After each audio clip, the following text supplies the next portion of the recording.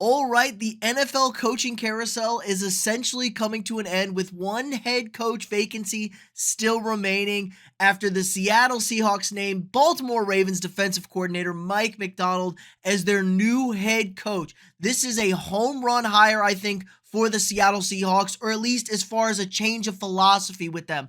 Seahawks parted ways with Pete Carroll after this season. Well, didn't really part ways, just said you can't be the head coach of our football team anymore.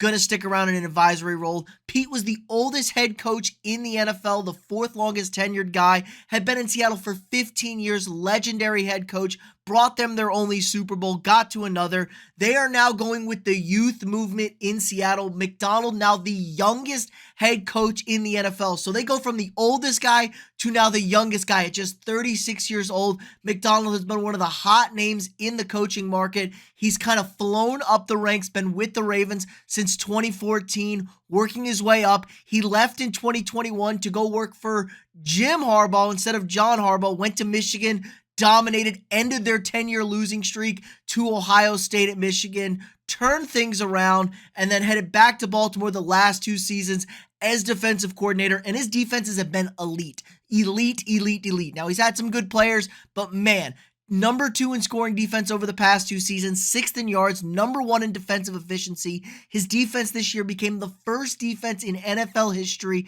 to lead the league in points, sacks, and turnovers. They were a dominating unit, and they were great in the postseason. Shut out CJ Stroud and the Texans in the second half. They didn't give up a touchdown to Houston on offense, and then really turned on the clamps against Patrick Mahomes and the Chiefs, putting up another goose egg against the high-powered Chiefs. Really excellent stuff from him all around. It wasn't his fault the offense couldn't do anything. This is a bold and brash move that I think the Seahawks needed to make. The building is buzzing with this. They love this head coaching hire. Everybody seems to be excited. They like the going with the youth movement, and he's going to have some weapons on defense, and Seattle needed that upgrade. Their defense hasn't been horrendous. They've been 25th in scoring each of the last two seasons, kind of up and down. Pete Carroll, another defensive-minded guy. I do think this is interesting, though, that he's gonna have to find a new quarterback. Geno Smith, not that guy, and a young defensive head coach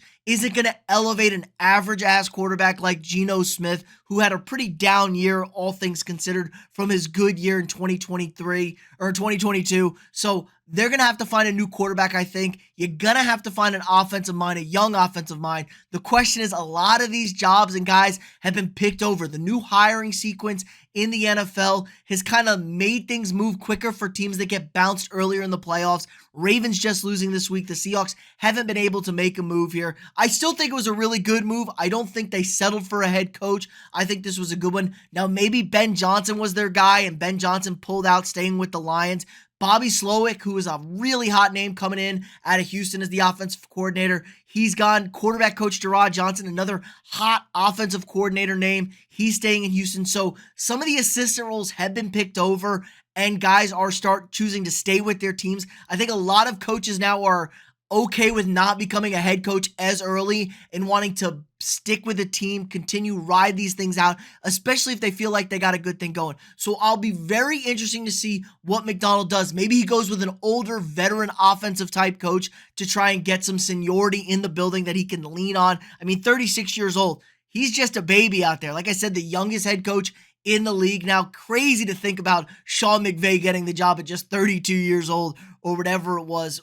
Insane to think about. So really good hire for the Seahawks overall. I think this defense has a real opportunity to turn into one of those elite units. We've seen it. The Ravens system is dominating football. We've seen the system put in Michigan. They just won the national championship with an elite defense. The Ravens defense did not let them down in the postseason against the best competition. They were excellent. So Seattle's getting a huge upgrade. They got to get the offense figured out. I'll be very interested to see how they move this forward. But let's just look at the coaching hiring cycle so far. We had 7 head coach openings, ridiculous amount. Wait, I think it was 1, 2, 3, 4, 5, 6, 7, 8.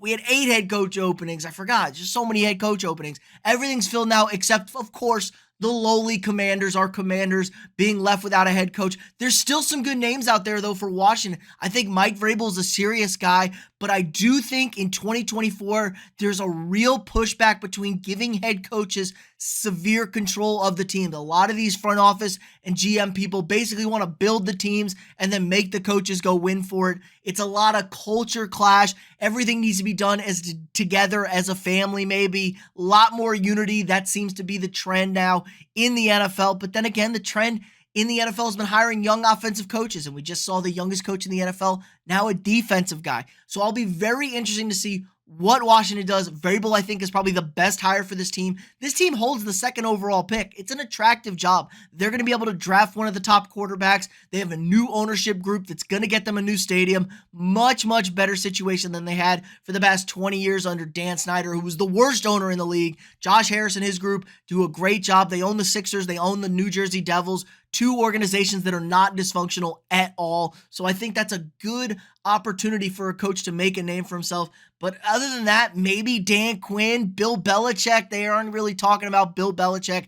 Bill Belichick still getting floated for the Eagles and the Cowboys job, but that's going to be next year when those two teams fire their head coaches. So I'll be seeing who the final guy is in this NFL head coaching cycle. But let me know what you guys think in the comments below. How would you grade the Macdonald hiring? A, B, C? Is it an F? Do you guys not trust young defensive guys? Personally, I think it's probably an A-. I think this is a really, really good hire. Like I said, everybody in Seattle is super pumped up in the building. They thought he was the right guy. It just got old and stale, man. It got old and stale in Seattle. So I think that's a good hire. Let me know what you guys think. Who could possibly fill in as that Washington Commanders head coach, the final head coaching candidate in the cycle? If you haven't already, drop a quick like on this video, hit that thumbs up, subscribe to the channel. We got new sports content every single day. If you want to support the channel more, click that join button, sign up for a channel membership. At any of the membership tiers, you get access to early videos, exclusive videos, badges, emojis, things to use in the live stream throughout the season. Help support me, allows me to keep making this great content for you guys every single day. Again, like, subscribe, and share,